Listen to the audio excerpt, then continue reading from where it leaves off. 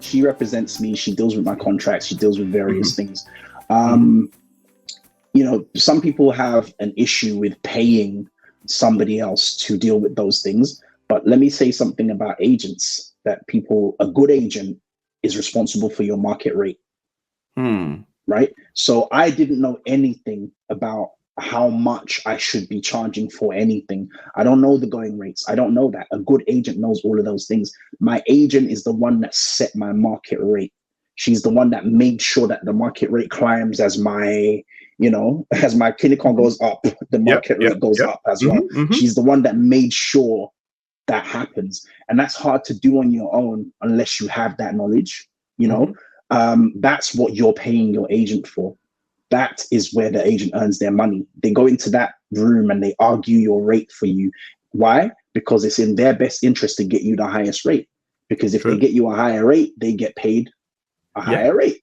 So that's something that, as a creative, a lot of creatives struggle to advocate for themselves, to show up for themselves. A lot of people will end up getting paid the same amount for 10 years. You don't see pay rise because you're not adjusting your rate according to the rate of inflation. You're not adjusting your rate according to your own performance. Your agent also is good at getting the numbers for you. So she knows how well our books are doing. She knows the numbers. She knows all of those things. She can get that information quick, fast. I would have to go and deliberately seek out that information in a time-consuming fashion where she can just do that. That's her job.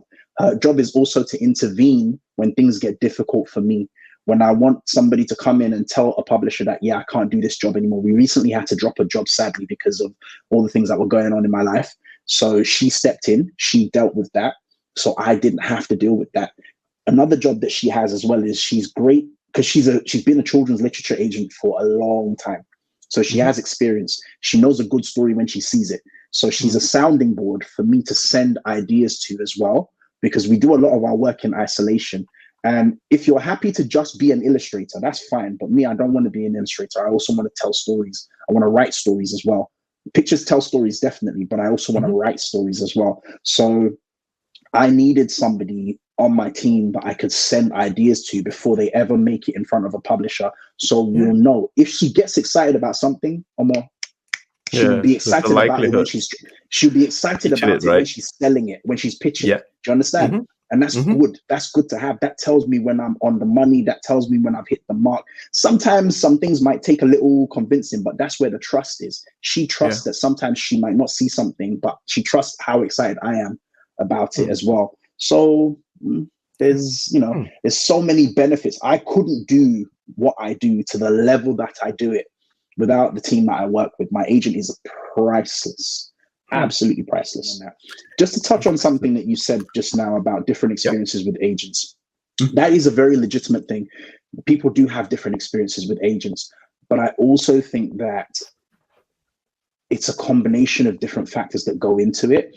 You have to choose your agent. Should you want agent representation, you need to choose your agent according to the type of illustrator or author that it is that you want to be. I know the type of author and illustrator that I want to be, and I'm very lucky to have an agent who responds to that. Both of us were trying to learn at the same time. This woman is experienced. Sally-Ann had about 10 years experience in the industry before signing me, but she's learned new things with me because there's nobody that works on her roster the way that I work. So she's adaptive, and I am adaptive because it's new. It's a new industry. It was a new industry to me. It's still new. There's still many, many things I haven't done yet. So both of us are adaptive, and that created a very fertile ground for things to grow from. If you're not sure what you want, if you're not knowledgeable about the industry, expecting your agent to work magic on your behalf, that's not going to work. And I think that's how a lot of people approach the publishing industry. They think that all they have to do is write or illustrate. That's not all you have to do. You have to learn. This is an education. You can't come into this place and not learn how it works. You have to want to learn. You have to want to grow. And if you want to do those things, two things will happen. Either A, you will instantly find the agent that is meant for you and you will have a harmonious collection of boom, boom. Or you will know when you don't have a good agent, because I don't think it's about having an agent or not having one. I think it's about having a good agent, because to navigate this industry, to grow, for your value, your market value to go up, an agent is priceless. It's priceless. This person is working on my behalf. It's like having an extra me to go and do the conversations while all I have to do now is focus on the drawing. So imagine having to do all of those things on your own as well as focus on the drawing. Something is going to suffer. Either your work is going to suffer or your ability to negotiate good rates for yourself is going to suffer. So that's why I say it's not about whether you should have an agent or not. It's whether you should have a good agent. That's the key thing. An agent, not even a good agent, an agent that works good with you. You know? I would my suggestion would be focusing on your craft, right? Like, so let me talk about an illustrator, for example. It was my work that made this person want to meet me. True that. Right?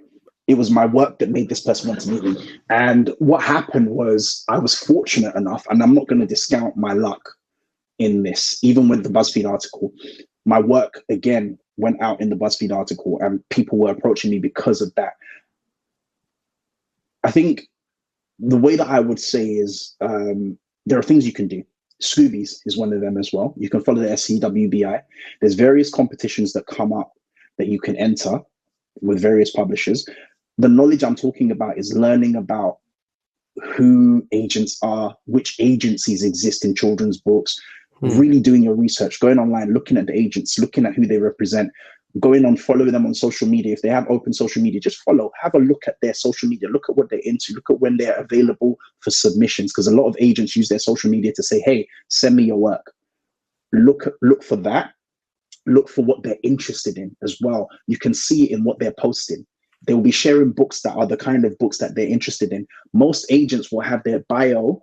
In their bio, they'll have their website, their link, everything. Click on that. Go and do your research. Learn who they are. Reach out to them. Say, hey, are you open for submissions? You just have to keep trying. And the one thing I will say is if your work is original enough, like when I say original, I'm not trying to say that you have to go and reinvent the wheel. No, not at all. But what I am saying is that your work can't just be a carbon copy of what you're seeing happening in the world. Your work has to be reflective of who you are. It has to say something about you. It has to say something about what you're trying to achieve. You know, if your work is authentic enough, that's the word I'm going to use, not original, authentic. If it's authentic enough, it will connect. It absolutely will connect. And by authentic enough, I mean, also it has to be at the right quality, the right professional quality. Like, and that's where I think a lot of people struggle, because a lot of people want to be illustrators and authors just to say that they are illustrators and authors. I've had people who've come to me and asked me questions. Everything I learned about illustrating children's books, I learned from reading children's books. There are authors, there are wannabe authors and illustrators who do not read children's books. How can you want to be an author and illustrator of something that you don't read? That doesn't make any sense. And they exist. There's loads of them. Everything I learned from reading the content, reading the kind of stuff. That's the best teacher ever. Taught me more than anything else. So for me, you have to have that knowledge. And one thing about my agent as well, when she met me, a lot of illustrators that come through the industry, they come from various establishments where they've graduated. You know, Cambridge is the biggest illustration, I think, in the UK.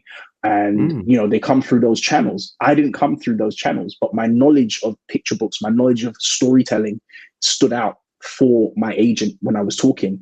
You know, there was a choice she had. She could have represented me as just an illustrator and she would have still made her money, but she opened up to representing me as more than just what was on the surface, you know. And that's because I was willing to bring more to the table. You know, a lot of illustrators that come in, from my experience, from what I've seen, they just want to draw, which is fine. That is fine. But when I learned that drawing is only going to take me so far in the industry, I decided to focus on storytelling as a whole, which includes writing, which includes curating anthologies, just projects after projects. This morning we was talking about projects which will hopefully be announced soon, which is just an idea that I had, something I wanted to do. I put it to my publisher. They said, yeah, let's go with it. This is hot. I like this. Do you get what I'm saying? And if you're not coming with that, you have two lanes that you can occupy. Neither lane is wrong. Neither lane is wrong. Let me say that now. Neither lane is wrong, but one lane will take you, I believe one lane will take you further than the other. The lane you can choose is you can either choose to be the author and just write, or the illustrator and just illustrate, or you can see yourself as a well-rounded storyteller who can do whatever it is that you want to do and go that way, you know?